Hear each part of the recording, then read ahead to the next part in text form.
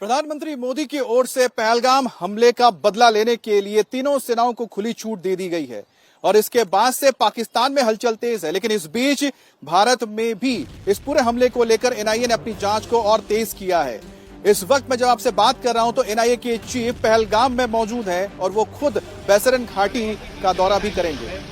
सदानंद दाते इस वक्त अपने साथियों के साथ, जिसमें 2 आईजी के लेवल के ऑफिसर हैं और 2 डीआईजी लेवल के ऑफिसर हैं जो उनके साथ मौजूद हैं, और ये सभी बड़े अधिकारी और एनआईए चीफ इस वक्त बैसरन घाटी में जायजा लेने पहुंचे हैं। दरअसल एनआईए की अब तक तो जांच हुई है, उसमें कई बड़े खुलासे हुए हैं, जिसमें सबसे चौंकाने वाली बात यह निकलकर सामने आई है कि 15 अप्रैल को ही आतंकियों का एक ग्रुप पहुंच चुका था पहलगाम, और इस ग्रुप ने, जिसमें 2 स्थानीय आतंकी थे और ओवरग्राउंड वर्कर्स थे, उन्होंने आकर यहां पर अलग अलग जगह की रेकी की थी, जिसमें बैसरन घाटी भी है, बेताब वैली भी, अरूर वैली भी है।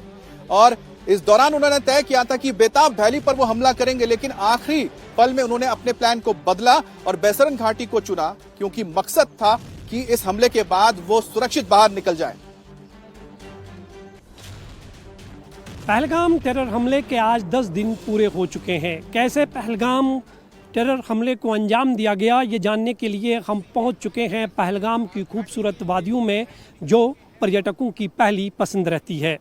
मेरे पीछे आप जो ये खूबसूरत वादी देख रहे हो, ये पहलगाम की खूबसूरत वादी है, और आसपास में आप देख सकते हो बर्फ़ से ऊंची ऊंची पहाड़ियां हैं, देवदार के पेड़ों से भरा एक जंगल है। और इस हमले को इसलिए यहाँ पे अंजाम दिया गया क्योंकि ये जगह जो है इस मौसम में पर्यटकों से खचाखच भरी रहती है। और जानकारी के मुताबिक करीबन 15 अप्रैल को मिलिटेंटों का एक ग्रुप, जिसमें 4 पाकिस्तानी मिलिटेंट मौजूद थे, वो इन जंगलों में एक हफ्ते से घूम रहे थे और OGW की मदद से इस पूरे इलाके की रैकी की गई है। ये जो तस्वीरें आप देख सकते हैं, ये पहलगाम की तस्वीरें हैं, और मेरे दाएं साइड में अगर आप नज़र दौड़ाएंगे तो ये रास्ता जो है आड़ू और बेताब वैली की तरफ जाता है। और जानकारी के मुताबिक मिलिटेंट जो थे वो आड़ू और बेताब वैली में पूरी तरह से 15 अप्रैल को रैकी कर चुके थे, और उनका निशाना था बेताब वैली में मौजूद पर्यटकों को निशाना बनाना। लेकिन उन्हें लगा कि इस बेताब वैली में अगर हम हमला करते हैं तो यहाँ सिक्योरिटी फोर्सेस की नज़रों से बच नहीं सकते हैं, इसलिए उन्होंने इस इलाके को छोड़कर बैसरन का रुख किया। और इस रैकी में 2 स्थानीय मिलिटेंट और 5 OGW थे, और लगभग 1 हफ्ते तक पहलगाम के इन्हीं जंगलों में घूम रहे थे और हमले की प्लानिंग कर रहे थे। मिलिटेंटों ने पहले बेताब वैली को निशाना बनाने की योजना बनाई थी, लेकिन आखिरी वक्त में इस योजना को बदल दिया गया और बैसरन टूरिस्ट स्पॉट को चुना गया, क्योंकि मिलिटेंटों के लिए इस इलाके से हमला करके भागना आसान लगा। और अंत तक ये जानकारी स्थानीय OGW और पाकिस्तानी हैंडलर और 2 पाकिस्तानी आतंकियों के अलावा किसी से भी साझा नहीं की गई थी। 20 अप्रैल को पाकिस्तानी आतंकियों ने बैसरन की तरफ चढ़ाई की और 2 दिन के ट्रैक के बाद वो बैसरन के पास जंगलों में पहुंचे। यहाँ वो स्थानीय आतंकियों को, जिन्होंने रैकी की थी, उनसे मिले और 22 अप्रैल को एक बहुत बड़े मिलिटेंट हमले को अंजाम दिया। और जिस जगह पर हम खड़े हैं, ये बैसरन का वही इलाका है। ये रोड जो है यहाँ से बैसरन जाते हैं, यहाँ से करीबन 4 किलोमीटर का वो रास्ता है। ये रास्ता आप देख सकते हैं, यहाँ से आप घोड़े में जा सकते हैं या पैदल सफ़र कर सकते हैं, क्योंकि आगे से जो है बैसरन की कठिन चढ़ाई शुरू हो जाती है। तो प्रधानमंत्री मोदी ने पहलगाम के बदले को लेने के लिए, इंतकाम को लेने के लिए पूरा प्लान तैयार कर लिया है, और फाइनल एक्शन बहुत जल्द आपको जमीन पर देखने को भी मिलेगा। प्रधानमंत्री मोदी ने सबसे पहले तो तीनों सेनाओं को छूट दे दी है, लेकिन इसकी शुरुआत कब हो गई थी? शुरुआत हुई थी 22 अप्रैल को, जब यह हमला हुआ था। 23 अप्रैल को प्रधानमंत्री मोदी ने पहली बार CCS की बैठक की थी, और इस बैठक के बाद देश के सामने, दुनिया के सामने आ गया था कि भारत 5 कड़े कदम उठाने जा रहा है पाकिस्तान के खिलाफ। इसके बाद CCS की जो मीटिंग हुई वो हुई 30 तारीख को, यानी कि कल प्रधानमंत्री ने 4 अहम मीटिंग की थी, और 4 अहम मीटिंग के दौरान कई अहम फैसले भी लिए गए। लेकिन उस नहीं भूलना चाहिए कि 29 अप्रैल को प्रधानमंत्री मोदी की एक और अहम बैठक हुई थी, जिसमें प्रधानमंत्री मोदी ने तीनों सेनाओं के अध्यक्षों के साथ मुलाकात की थी। उसमें सीडीएस भी मौजूद थे और साथ ही उसमें एनएसए भी मौजूद थे।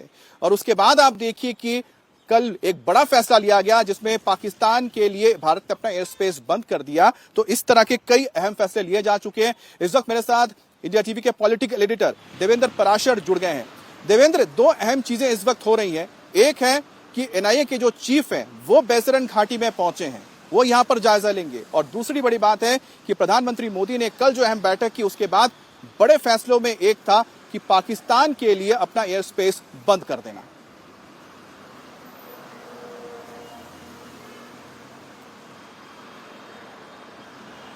जी अमित, सवाल दोहराएं एक बार फिर से, माफ़ कीजिएगा, आवाज़ ठीक से नहीं आई। देवेंद्र, मैं ये पूछ रहा हूं कि इस वक्त 2 अहम चीजें हो रही हैं। पहली चीज है कि इस वक्त एनआईए के जो चीफ हैं वो पहलगाम पहुंचे हुए हैं। पहलगाम में वो यहां पर इस इलाके का दौरा करेंगे जहां पर यह आतंकवादी घटना हुई थी। और दूसरी बड़ी चीज है कि कल बैठक के बाद एक जो बड़ा फैसला आया, जिसको लेकर कल मैंने आपके साथ चर्चा भी की थी, आपने भी बताया था कि ये एक बड़ा फैसला हो सकता है जिसमें भारत पाकिस्तान के लिए अपना एयर स्पेस बंद कर दे। जी हाँ, कल शाम की अगर आप बैठक की बात कर रहे हैं अगर, तो सबसे ज़्यादा महत्वपूर्ण चीज़ ये थी कि अमेरिका के विदेश मंत्री की, जब भारतीय विदेश मंत्री एस जयशंकर से और पाकिस्तान में भी उनकी जो बातचीत हुई थी, उसके बाद उन्होंने भारत के विदेश मंत्री एस जयशंकर को फ़ोन किया था। और उसमें जो संवाद हुआ और जो स्टेटमेंट आया वो बहुत ख़ास है इस लिहाज से कि उसमें वो भारत बता रहा है, पूरी दुनिया को बता रहा है कि इस मसले को लेके हमारा क्या सोचना है और हम उसी दिशा में आगे बढ़ेंगे। मतलब आप अगर हमारे साथ हैं तो अच्छी बात है, अगर साथ नहीं है तो भी कोई फ़र्क नहीं पड़ता। मैं इस लिहाज से कह रहा हूँ कि अमेरिका के विदेश मंत्री से बातचीत के बाद, जो अमेरिका सेक्रेटरी ऑफ स्टेट है रूबियो, उससे बातचीत के बाद जो वहाँ के टैमी ब्रूस जो कि स्पोक्स पर्सन है, उन्होंने जो बयान दिया था उसमें उन्होंने इस शब्द का इस्तेमाल किया कि उन्होंने भारत के विदेश मंत्री से बातचीत की, हमारे विदेश मंत्री ने, और इनकरेज किया है कि पाकिस्तान के साथ काम करें ताकि तनाव डी एस्केलेट हो। भारत के विदेश मंत्री का जवाब ये था कि पहलगाम हमले के जो प्रिपरेटर्स हैं, यानी कि जो उसके अपराधी हैं, जो बैकर हैं और जो प्लानर हैं, इन तीनों को उनके किए की सज़ा मिलनी चाहिए और उनको जस्टिस मिलना चाहिए जो उन्होंने किया है इसके लिए। तो इससे समझा जा सकता है कि भारत किसी प्रकार के दबाव में नहीं आने जा रहा। हालांकि पाकिस्तान की तरफ से इस बात को लेकर बहुत ज़्यादा उत्साह दिखाया गया कि अमेरिकी विदेश मंत्री के साथ किस तरह से बातचीत हुई। उसमें ये बताया भी गया उनको कि आतंकवाद से किस प्रकार से हम खुद शिकार है हमारा देश और हम लोग मिलकर काम कर रहे हैं, आतंकवाद के खिलाफ लड़ाई लड़ रहे हैं। तो इन सारी चीज़ों को कहा गया, लेकिन भारत अपने रुख पर कायम है। और इन सारी चीज़ों को जो हमें सोर्सेज ने बताया कि विदेश मंत्री एस जयशंकर ने प्रधानमंत्री नरेंद्र मोदी की रात में जो उनके साथ मुलाकात हुई थी, इसी को ब्रीफ करने के लिहाज से किया गया था। और उसमें दिलचस्प ये था कि आर्मी चीफ भी वहाँ मौजूद थे। तो समझा जा सकता है कि भारत की विदेश नीति, भारत की डिफेंस मिनिस्ट्री यानी कि भारत की फौज, भारत की विदेश नीति का नज़रिया, देश के प्रधानमंत्री, ये तीनों एक पेज पे हैं इस मामले को लेके। और उस लिहाज से समझा जा सकता है कि आगे का रुख क्या होने वाला है। अमित जी बिल्कुल, जैसा कि देवेंद्र ने बताया कि भारत और अमेरिका के बीच जो बात हुई है उसने तो पाकिस्तान की नींद उड़ा दी है। लेकिन बहरहाल भारत में इन दिनों ना सिर्फ प्रधानमंत्री मोदी मीटिंग कर रहे हैं, बल्कि गृह मंत्री अमित शाह ने भी कल अहम मीटिंग की थी। और इस दौरान उन्होंने जल शक्ति मंत्री के साथ बातचीत की और उसमें बातचीत हुई है सिंधु जल संधि को लेकर, जिसमें भारत ने पाकिस्तान के लिए यहां पर एक बड़ा फैसला, कड़ा फैसला लिया कि भारत अब पाकिस्तान को पानी नहीं देगा, क्योंकि ये जो फैसला है इसने पाकिस्तान के नींद उड़ा दी है। पाकिस्तान के प्रधानमंत्री शहबाज शरीफ ने कल मार्को रूबियो को कहा था कि 240 मिलियन लोगों के लिए पानी बहुत जरूरी है और भारत को समझाए कि भारत इस समझौते से ना हटे और वापस इसको कायम रखे, ताकि उसके जो बाशिंदे हैं वो बिना पानी के तरस के ना मर जाए। देवेंद्र, एक तरफ प्रधानमंत्री मोदी का एक्शन चल रहा है, दूसरी तरफ गृह मंत्री भी इस पूरे मामले पर अपने लिहाज से काम कर रहे हैं, जिसमें सिंधु जल संधि एक बहुत महत्वपूर्ण है। भारत अब आगे और क्या कदम उठा सकता है, क्योंकि पाकिस्तान तो अब अमेरिका से गुहार लगा रहा है कि भारत को समझाए कि जल संधि को ना तोड़ा जाए। देखिए, ये भी जो गृहमंत्री अमित शाह कह रहे हैं प्रधानमंत्री नरेंद्र मोदी के निर्देश में ही हो रहा है, सिर्फ उसको वो इम्प्लीमेंट कर रहे हैं। और इम्प्लीमेंटेशन के लिए जल शक्ति मंत्री CR पाटिल और गृहमंत्री अमित शाह की कल रात भी बैठक हुई थी, और उसमें जो सोर्सेज के द्वारा हमें जानकारी मिली है कि पाकिस्तान पे जो वाटर अटैक करना शुरू किया गया है पहलगाम हमले के बाद, वो जारी रहेगा। और ये मैं तब कह रहा हूँ जब पाकिस्तान की तरफ से अमेरिका से इस बात को लेकर गुहार लगाई गई, अमेरिका के विदेश मंत्री की बातचीत हो गई, उसके बावजूद भारत के स्टैंड में इस मसले को लेकर कोई बदलाव नहीं होने जा रहा है। और भारत जिस प्रकार का सिंधु जल समझौता को होल्ड पे रखने को लेकर फैसला कर चुका है, और उस कंडीशन में जो वाटर स्ट्राइक किया जाना है, उस वाटर स्ट्राइक का रूप अलग अलग नजर आएगा। जैसे पिछली बार आपने देखा कि पाकिस्तान के अंदर किस प्रकार की बेचैनी थी कि इतना पानी छोड़ दिया गया, बिना बताए छोड़ा गया, फ्लड जैसे सिचुएशन, इस तरह के वाटर अटैक अभी होते रहेंगे और उसमें कोई तब्दीली, कोई बदलाव नहीं होने जा रहा है। पहलगाम हमले के बाद भारत का जो स्टैंड था वो स्टैंड वैसे ही बदस्तूर कायम है, और ज़्यादा एग्रेसिवनेस के साथ कायम है कि जिन आतंकियों ने इस घटना को अंजाम दिया, जिन्होंने इनको बैक किया, जिन्होंने इनकी प्लानिंग की, इन तीनों को उनके किए की सज़ा मिलनी ही चाहिए, और वो मिल के रहेगी। इसके लिए सेना को खुली छूट दी गई है। सरकार के स्तर पर ऐसे जितने फैसले हो सकते हैं वो कड़े फैसले लिए जा रहे हैं। जी अमित। बिल्कुल देवेंद्र, जैसा कि आपने बताया कि भारत ने साफ कर दिया अमेरिका को कि हम अपने फैसलों पर कायम हैं। अमेरिका के आगे हम ना झुकने वाले, ना दुनिया में किसी के सामने झुकने वाले हैं। भारत इस आतंकवादी हमले का बदला लेगा और लेकर रहेगा, उसके लिए काम शुरू हो चुका है। लेकिन इस बीच भारत ने थोड़ी बहुत रियायत दी है, और वो किसको दी है? पाकिस्तानी नागरिकों को। जी हां, पाकिस्तानी नागरिकों को भारत छोड़ने का जो वक्त था 29 अप्रैल था। 30 तारीख तक देखा गया कि किस तरह से पाकिस्तानियों को लाकर उन्हें अटारी बॉर्डर पर छोड़ा गया। लेकिन अब जो डेडलाइन है थोड़ी बढ़ा दी गई है और 1 तारीख का वक्त दिया गया है। 1 तारीख तक सभी पाकिस्तानियों को भारत छोड़ने का आदेश दे दिया गया है। दरअसल 22 अप्रैल को जब आतंकवादी घटना हुई पहलगाम में, और यहां पर निर्दोष लोगों से उनका धर्म पूछ के उन्हें मौत के घाट पे उतारा गया, 26 लोगों की निर्मम हत्या कर दी गई। उसके बाद 23 तारीख को CCS की मीटिंग के बाद फैसला हुआ कि पाकिस्तानी नागरिकों का वीजा रद्द किया जाएगा, सभी पाकिस्तानी नागरिकों को वापस जाना पड़ेगा। 29 अप्रैल आखिरी डेट थी, उसको अब बढ़ाकर 1 तारीख किया गया है। पहलगाम हमले के बाद भारत सरकार ने फैसला लिया था कि जो भी पाकिस्तानी नागरिक भारत में हैं, उनके जिस भी तरह के वीजा हैं, शॉर्ट टर्म वीजा या लॉन्ग टर्म वीजा, उनको रद्द किया गया। और उसके बाद ये कहा गया कि 1 तारीख यानी कि 1 मई से पहले सभी नागरिक अटारी बॉर्डर के जरिए अपने वैलिड जो इनके डॉक्यूमेंट्स हैं, पाकिस्तानी पासपोर्ट, उनके जरिए ये लोग अटारी बॉर्डर क्रॉस करके पाकिस्तान जा सकते हैं। पिछले कई दिनों से ये सिलसिला चल रहा था। पाकिस्तानी नेशनल्स अटारी बॉर्डर पर इस तरीके से गाड़ियों में पहुंचते थे, और पहुंचने के बाद BSF इनके डॉक्यूमेंट्स चेक करती थी, और फिर इन लोगों को आगे पाकिस्तान जाने दिया जाता था। आज को लेकर एक संशय था, लेकिन बड़ी खबर यह है कि भारत सरकार ने अपने फैसले को रिव्यू किया है, और अब ये फैसला लिया गया है कि अगले किसी आदेश तक जितने भी पाकिस्तानी नागरिक हैं, उनके पास अगर वैलिड डॉक्यूमेंट्स हैं पाकिस्तान के, तो वो अटारी बॉर्डर के जरिए पाकिस्तान जा सकते हैं। आज भी काफी लोग यहां पर पहुंचे हुए थे जो एक संशय की स्थिति में थे कि क्या इन लोगों को आज जाने दिया जाएगा या नहीं जाने दिया जाएगा। तो इस फैसले को आप कैसे देखते हैं गवर्नमेंट? अगर जाने देंगे तो हम उनके आभार मानेंगे, अच्छी बात है। हम उनके थैंकफुल होंगे कि जाने दें, अच्छी बात है। तो थैंक यू मानते हैं उनका, हमें जाने दें, अपनी फैमिली से मिलने देंगे, थैंक यू है उनका। अब तो एक नया आदेश आया है जिसके बाद एक राहत है, और जो लोग इंतजार कर रहे थे अपने बच्चों के साथ, फैमिली के साथ, आदेश आ गया है गवर्नमेंट का, जिसमें रिटर्न आदेश आया है कि टिल फर्दर ऑर्डर जितने भी पाकिस्तानी नेशनल्स हैं उनको जाने दिया जाएगा पाकिस्तान। आपके पास अगर वैलिड डॉक्यूमेंट है पाकिस्तान का तो जाने देंगे। आपको डेडलाइन फिलहाल के लिए खत्म कर दी है। तो सबसे पहले तो मैं जानना चाहूंगा, नाम क्या है आपका? नम्रा। नम्रा। नम्रा, आप कहाँ के रहने वाले हो? मैं यूपी। यूपी? हाँ जी। और शादी पाकिस्तान? लाहौर। लाहौर में शादी हुई। तो अब इस फैसले को कैसे देखते हैं कि आप कह रहे हैं कि वो डेडलाइन जो 1 से पहले की थी 30 तारीख तक, अब खत्म कर दी है, टिल फर्दर ऑर्डर, सबको जाने देंगे? ये देखें, जिसको पता लगा है कहीं दूर दूर भी पड़े हैं। अब यूपी से आना इतना आसान तो नहीं है, रात का सफर कर रहे हैं, तो अब जाके पहुंचे हैं। कल ही हमें पता लगा, गए हुए हैं कि गए हैं, जाने दिए हैं लेडीज, कल कितनी लेडीज को, तो फिर हम लोग भी उस हिसाब से चल दिए हैं रात को, तो इसी यकीन पे कि क्या पता हमें भी निकाल दें। मेरी बच्ची 2.5 साल की उधर है। तो कहाँ के रहने वाले हो? रैमिया खान। पाकिस्तान।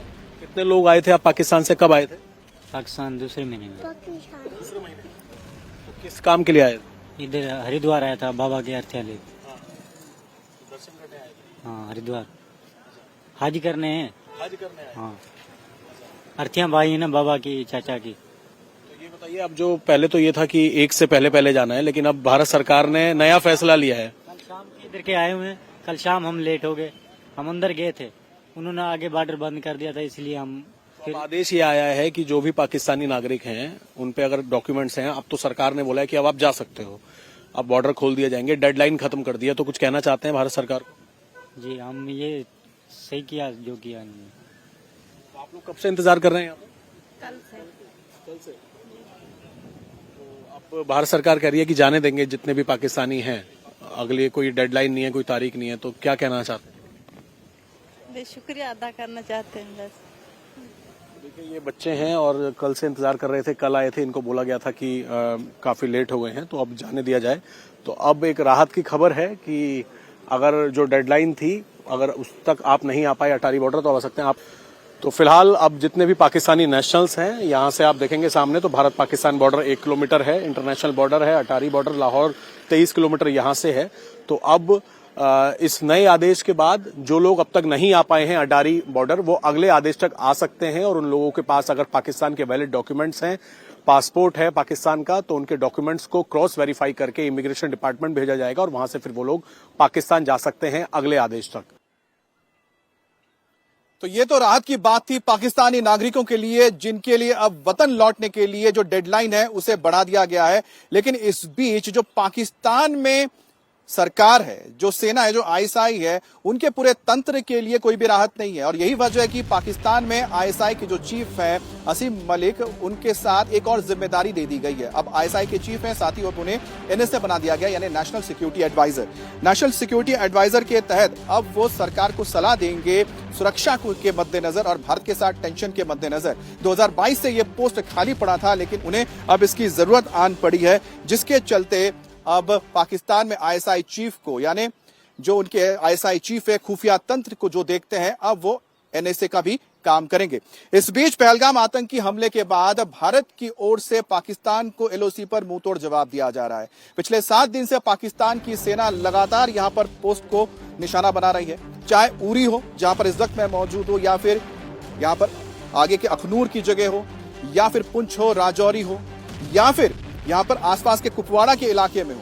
ये सभी जो इलाके करीब 770 किलोमीटर का जो एलओसी का एरिया है, इस पर पाकिस्तानी छोटे हथियारों से हमला कर रहे हैं। भारत का जवाबी कार्रवाई भी जारी है। और इस बीच भारत के डीजीएमओ ने हॉटलाइन पर बात की और पाकिस्तान को चेताया है, चेतावनी दी है कि वो इससे बाज आ जाए, नहीं तो भारत इससे ज्यादा कड़े कदम उठा सकता है। जिसका एक उदाहरण लोग देख चुके हैं, पाकिस्तान देख चुका है, वह सियालकोट, जहां पर भारत ने अपने आईबी बॉर्डर के करीब, जो करीब 200 किलोमीटर लंबा आईबी बॉर्डर है जम्मू में, इंटरनेशनल बॉर्डर पाकिस्तान के साथ, वहां पर जब रिटेलिएशन किया तो पाकिस्तानियों को अपने बंकर छोड़ के जाने पड़े, यहां तक कि उन्हें अपने झंडे तक ले जाने पड़े। तो डीजीएमओ की ओर से पाकिस्तान को चेता दिया गया है, साफ कहा गया है कि वो किसी भी तरह से भारत के साथ इस वक्त कोई भी हिमाकत ना करे, खासतौर पे जो सरहदी इलाका, एलओसी का इलाका है, यहां पर तो बिल्कुल भी वो नजर ना दिखाए। दूसरी तरफ भारत और पाकिस्तान के बीच जो ये टेंशन बना है, तो भारत ने ना सिर्फ अपनी सेना, एयरफोर्स, अब नौसेना को भी मैदान में उतार के रखा हुआ है। अरब सागर में भारतीय सेना लगातार इस वक्त ड्रिल कर रही है और यहां पर जो कॉम्बैट ड्रिल चल रहे हैं उसके तहत भारतीय नौसेना लगातार अपने शिप्स के जरिए, अपने युद्धपोत के जरिए एंटी शिप मिसाइल का भी परीक्षण कर रही है।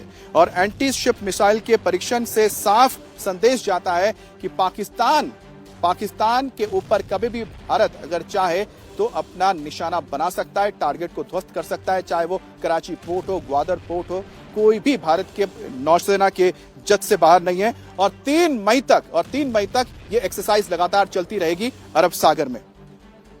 इस बीच पाकिस्तान के कई सारे जो यूट्यूबर्स हैं उनके ऊपर भी डिजिटल स्ट्राइक की गई है। दरअसल पिछले कुछ दिनों में देखा गया 22 अप्रैल के बाद जो पाकिस्तानी यूट्यूबर्स थे, यूट्यूब चैनल्स थे या फिर उनके सोशल मीडिया इन्फ्लुएंसर्स थे, वो पाकिस्तान के एजेंडे को, प्रोपागेंडे को भारत के ऊपर प्रचार कर रहे थे या भारत के ऊपर थोपने की कोशिश कर रहे थे, लोगों को गुमराह करने की कोशिश कर रहे थे। तो इसी तरह के जो यूट्यूब चैनल्स हैं उनके ऊपर बैन लगाया गया है, जिसमें ISPR भी है। और ISPR यानी जो पाकिस्तान की जो खुफिया एजेंसी है उसके तहत ये चलाया जाता है, उस पर भी बैन लगा दिया गया है। तो पाकिस्तान के ऊपर डिजिटल स्ट्राइक की जा रही है और साथ ही जो उनकी फिल्मी हस्तियां हैं, चाहे वो जफर अली हो या फिर मेरा खान हो या इसी तरह के जो तमाम एक्टर्स हैं, एक्ट्रेसेस हैं, उनके यूट्यूब चैनल्स हो या फिर उनके इंस्टा चैनल्स हो, इंस्टाग्राम अकाउंट्स हो, जो भारत में काफी पॉपुलर थे, उन्हें बैन कर दिया गया है। और जो कलाकार है वो तो कह रहे हैं कि आपकी जो लड़ाई है भारत की, वो यहाँ की सरकार के साथ है, पाकिस्तान की सेना के साथ है, सरकार के साथ है। कलाकारों के ऊपर क्यों भारत की ओर से स्ट्राइक किया जा रहा है?